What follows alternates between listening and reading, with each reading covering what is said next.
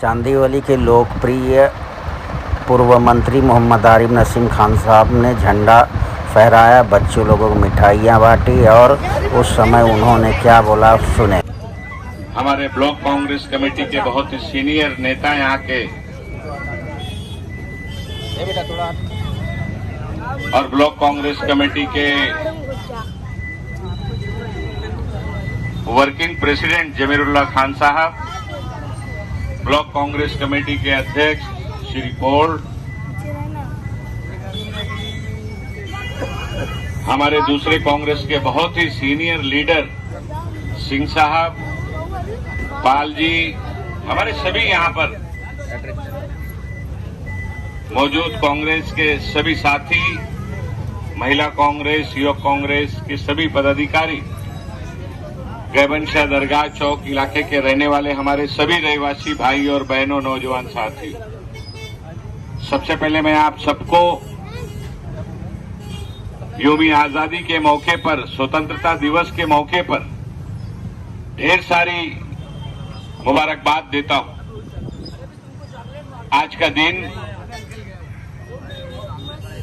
हमारे मुल्क के लिए, हमारे देश के लिए सबसे बड़ा दिन है, क्योंकि आज के दिन हमें आजादी मिली। हर कैदी का ख्वाब होता है आजाद होना। उसी तरह से सन 47 के पहले इस देश के हिंदू, मुसलमान, सिख, ईसाई सभी का एक ख्वाब था कि हमारा देश आजाद हो।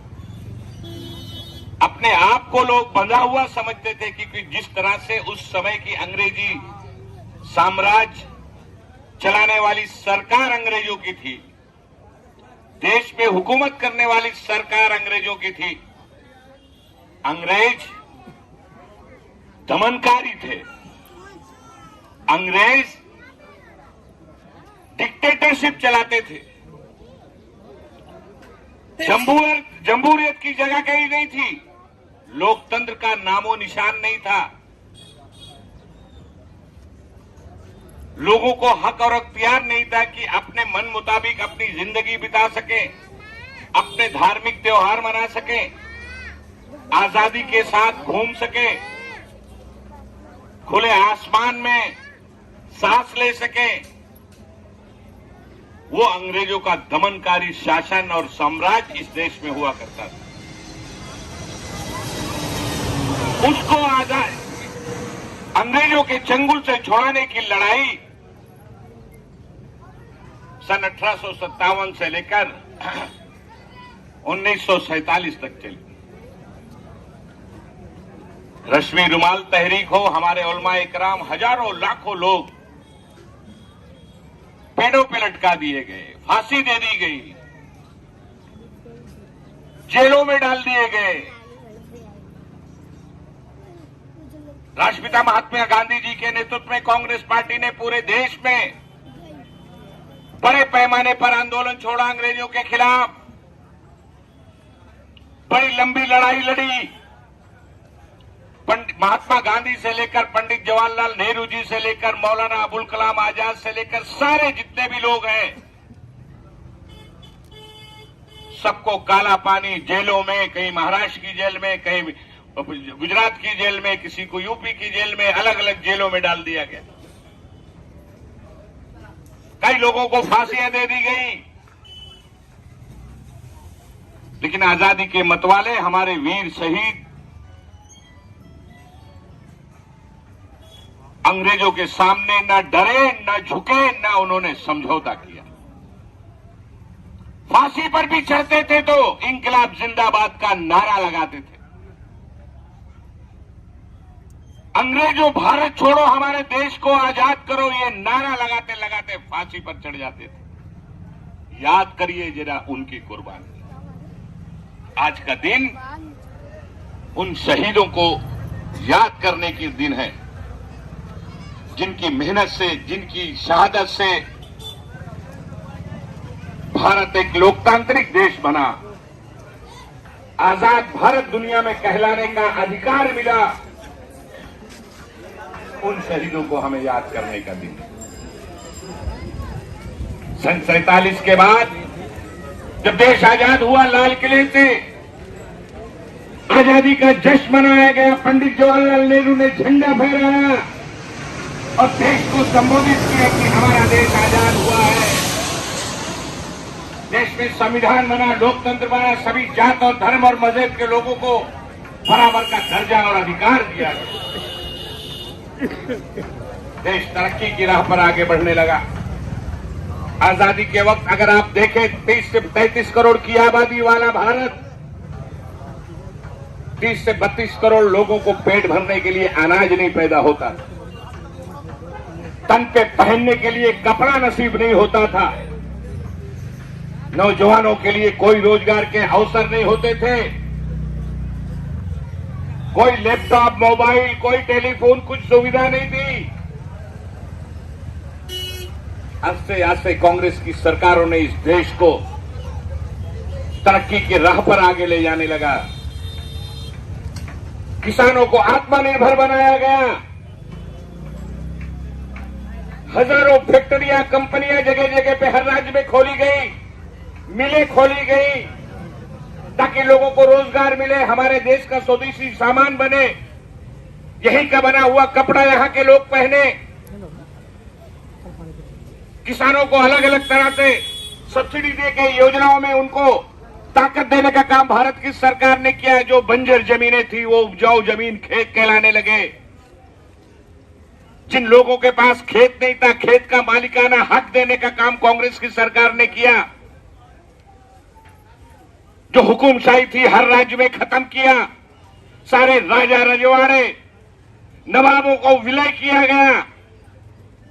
एक भारत बना, एक देश बना जिसे हम गर्व से हिंदुस्तान कहते हैं।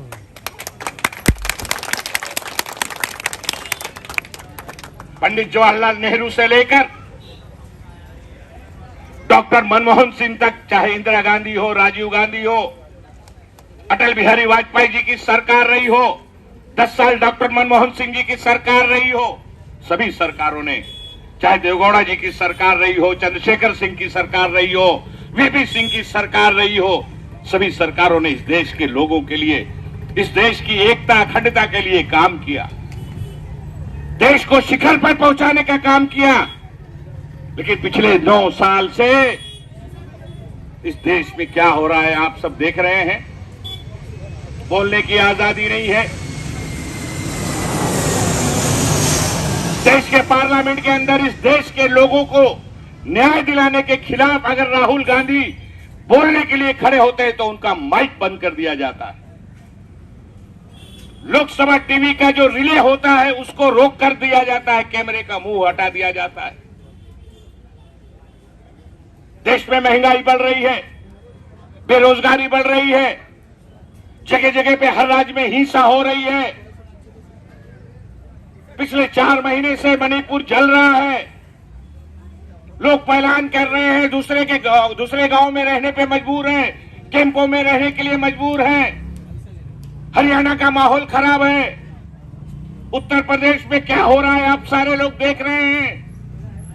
ये हालत 9 साल में पैदा की गई है। इसका जिम्मेदार कौन?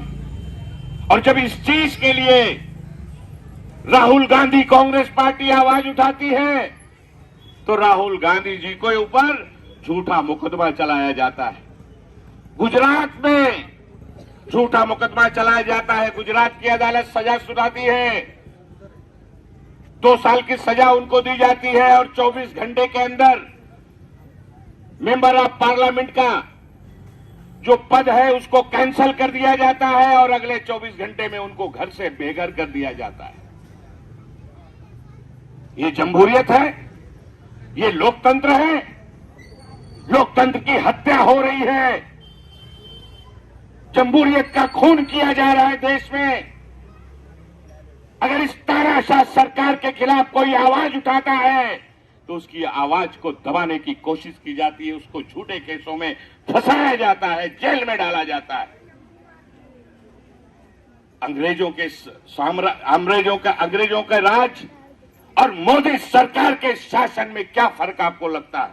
कुछ नहीं। आपको कोई फर्क लगता है? मैं कहना चाहता हूं आपसे, सन 47 के पहले इस देश के हिंदू और मुसलमानों ने, सिख और ईसाई ने सबने मिलकर तय किया था कि अंग्रेजों के चंगुल से इस देश को आजाद कराना है और आजाद कराने के लिए लोकतांत्रिक तरीके से हम लड़ाई लड़ेंगे और उन्हें कामयाबी मिली। हमें भी आज के दिन यही तय करना चाहिए, यही अहद करना चाहिए, यही संकल्प लेना चाहिए। यौम आजादी का दिन, 15 अगस्त का दिन, हमें यह अहद करना चाहिए कि दमनकारी सरकार जो दिल्ली में बैठी हुई है, तानाशाह सरकार जो दिल्ली में बैठी हुई है, उसको उखाड़ फेंकने का काम हम सब मिलकर करेंगे ताकि इस मुल्क को बचाया जा सके। हमें प्रधानमंत्री कौन होगा, वजीर आजम कौन होगा, मुख्यमंत्री कौन होगा, सवाल वो नहीं है। सवाल हमारा मुल्क बचना चाहिए, हमारा देश बचना चाहिए, देश का लोकतंत्र बचना चाहिए, देश का संविधान बनना चाहिए, देश के हिंदू मुस्लिम एकता मजबूत होनी चाहिए।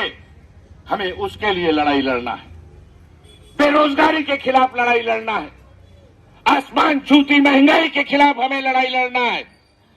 कहिए, लड़ाई में हमारा साथ आप देंगे या नहीं देंगे? कांग्रेस का साथ देंगे या नहीं देंगे?